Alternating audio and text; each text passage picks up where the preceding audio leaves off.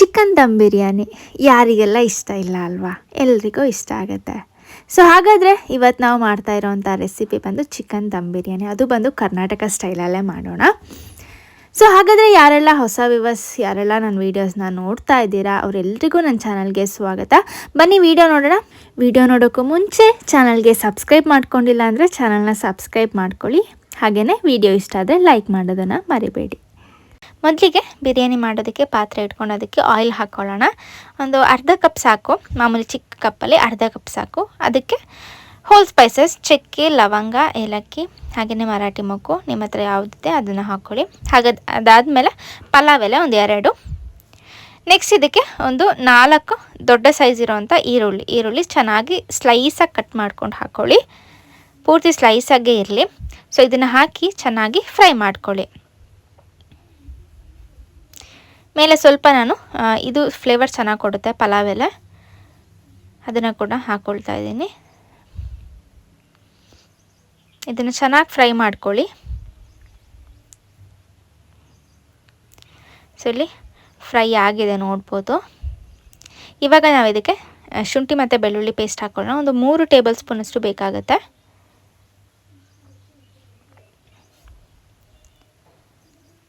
So ಇದನ್ನು ಕೂಡ ಚೆನ್ನಾಗಿ ಫ್ರೈ ಮಾಡ್ಕೊಳ್ಳಿ.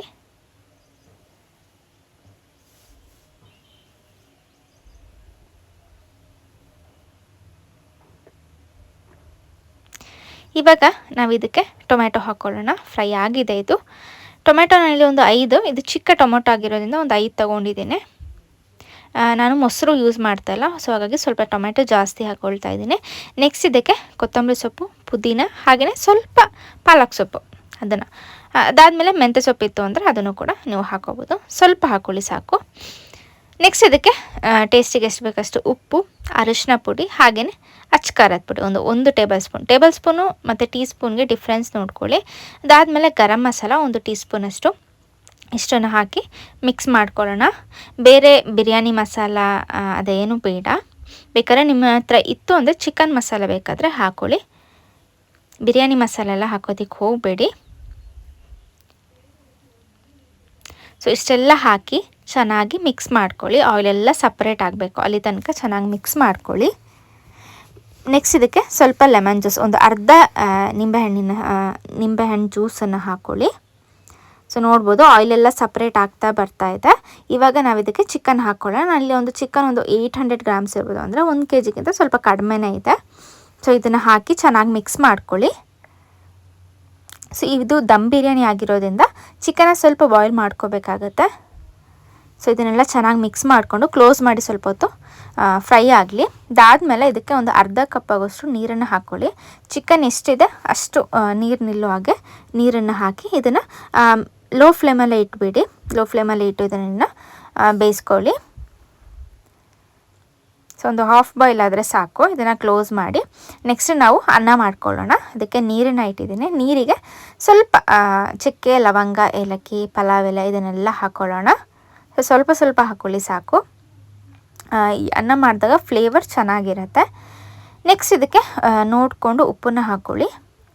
ಅದಾದಮೇಲೆ ಫುಡ್ ಕಲರ್, ಇದು ಆಪ್ಷನಲ್, ಹೆಲ್ತಿಗೂ ಒಳ್ಳೆಯದಲ್ಲ, ನೀವು ಬೇಕು ಅಂದರೆ ಹಾಕ್ಕೊಳ್ಳಿ. ನೆಕ್ಸ್ಟ್ ಇಲ್ಲಿ ನೀರು ಬಾಯ್ಲ್ ಆಗಿದೆ. ಇದಕ್ಕೆ ನಾವು ರೈಸ್ ಹಾಕ್ಕೊಳ್ಳೋಣ. ನಾನಿಲ್ಲಿ ಒಂದು 2.5 ಕಪ್ ಆಗೋಷ್ಟು ರೈಸ್ ತೊಗೊಂಡಿದ್ದೀನಿ. ಸೊ ಒಂದು ಅರ್ಧ kgಗಿಂತ ಜಾಸ್ತಿ, ಲೈಕ್ ನೀವು ಎಷ್ಟು ಚಿಕನ್ ತೊಗೊಂಡಿರ್ತೀರೋ ಅಷ್ಟು ರೈಸ್ ತೊಗೊಂಡ್ರು ಒಳ್ಳೆಯದು. ಸೊ ಇದನ್ನು ಒಂದು 80 to 90% ಮಾತ್ರ ನೀವು ಬೇಯಿಸ್ಕೋಬೇಕಾಗತ್ತೆ. ಸೊ ನಾವು ದಮ್ ಮಾಡಬೇಕು ಅಲ್ಲ, ಸೊ ಹಾಗಾಗಿ ಒಂದು 80 to 90% ಬೆಂದರೆ ಸಾಕು. ಸೊ ಅದಾಗಿದೆ. ಇವಾಗ ಆಫ್ ಮಾಡಿಕೊಂಡು ಅನ್ನನ ನಾವು ಮಸಾಲೆಗೆ ಈ ಅನ್ನನ ಸೇರಿಸ್ಕೊಳ್ಳೋಣ. ಸೊ ನೀವು ಬಸ್ದುಕೊಂಡು ಬೇಕಾದ್ರೆ ನೀವು ಸೇರಿಸ್ಕೋಬೋದು. ನಾನು ಹಾಗೆಯೇ ಈ ರೀತಿ ಒಂದು ಸೌಟಲ್ಲಿ ತೆಗೆದು ಹಾಕ್ಕೊಳ್ತಾ ಇದ್ದೀನಿ. ಸೊ ಇದನ್ನೆಲ್ಲ ಹಾಕಿ ನಾವು ಮಿಕ್ಸ್ ಮಾಡ್ಕೊಳ್ಳೋಣ. ಮಿಕ್ಸ್ ಮಾಡ್ಕೋಬೇಕಾದ್ರೆ ನೀವು ನೋಡಿಕೊಂಡು ಮೆಲ್ಲ ಮಿಕ್ಸ್ ಮಾಡ್ಕೊಳ್ಳಿ. ಒಂದೇ ಸಲ ಎಲ್ಲ ಮಿಕ್ಸ್ ಮಾಡೋದಕ್ಕೆ ಹೋಗಬೇಡಿ. ನಾನು ಸ್ಟವ್ ಆನ್ ಮಾಡ್ಕೊಂಡಿದ್ದೀನಿ, ಲೋ ಫ್ಲೇಮಲ್ಲೇ ಇಟ್ಕೊಂಡಿದ್ದೀನಿ. ಸೊ ಇದನ್ನೆಲ್ಲ ಮಿಕ್ಸ್ ಮಾಡ್ಕೊಂಡು, ಸೊ ನೋಡ್ಬೋದು ನೀರು ಎಷ್ಟು ಬೇಕಾಗ್ಬೋದು ಅಂದರೆ, ಸೊ ಅನ್ನದ ಮೇಲೆ ಸ್ವಲ್ಪ ಈ ರೀತಿ ನೀರು ಕಾಣಿಸ್ಬೇಕು. ಸೊ ಆ ರೀತಿ ನೀವು ನೀರನ್ನು ಹಾಕ್ಕೊಂಡು ಇದನ್ನು ನಾವು ದಮ್ಮಿಗೆ ಇಟ್ಬಿಡೋಣ. ಮೇಲೆ ಸ್ವಲ್ಪ ಬೇಕಾದ್ರೆ ಕೊತ್ತಂಬರಿ ಸೊಪ್ಪು ಹಾಗೆಯೇ ತುಪ್ಪ ಬೇಕಾದ್ರೆ ಹಾಕೋಬೋದು.